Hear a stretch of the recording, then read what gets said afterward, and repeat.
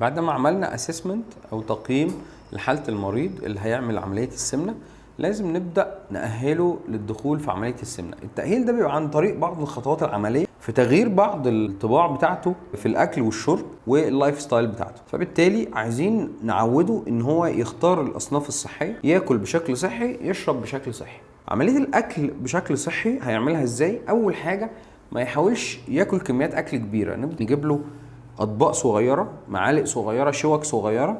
حتى في بعض المطاعم هتلاقي بيقدموا شوك في الاكل عشان ما يبقاش الاكل بسرعه، لان ده افضل صحيا. ما يحاولش ياكل وهو بيتفرج على التلفزيون مثلا، او ياكل وهو بيعمل حاجه، لان هو هيبقى مشغول فهياكل كميات كبيره.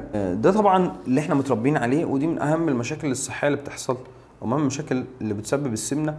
الاكل اثناء الفرجه او الاكل في اطباق كبيره، وبتقال لنا واحنا صغيرين لازم تخلص الطبق بتاعك، لا اما مش عارف هيحصل لك ايه. فبيبقى احنا عندنا تارجت ان انت تخلص الطبق بتاعك، فبالتالي بناكل كميات كبيره، بنزود في الاكل كتير. فبالتالي لازم نقلل كميات الاكل، لازم نصغر حجم الاطباق والمعالق، لازم ما ياكلش وهو بيعمل حاجه عشان ما يبقاش مشغول بالحاجه عن الاكل فياكل كتير. يمضغ الاكل كويس جدا لدرجه بيقول ممكن يمضغ الاكل 20 مره عشان يبقى سهل الهضم وسهل البلع، لان هو بعد العمليه هيبقى محتاج الطباع دي ومحتاج الحاجات دي. طب عمليه الشرب بقى، احنا بنقول ما ينفعش يشرب ميه كتير مره واحده، لان هو بعد العمليه مش هيبقى مستوعب كميات الاكل الكتير دي او كميات الشرب الكتير.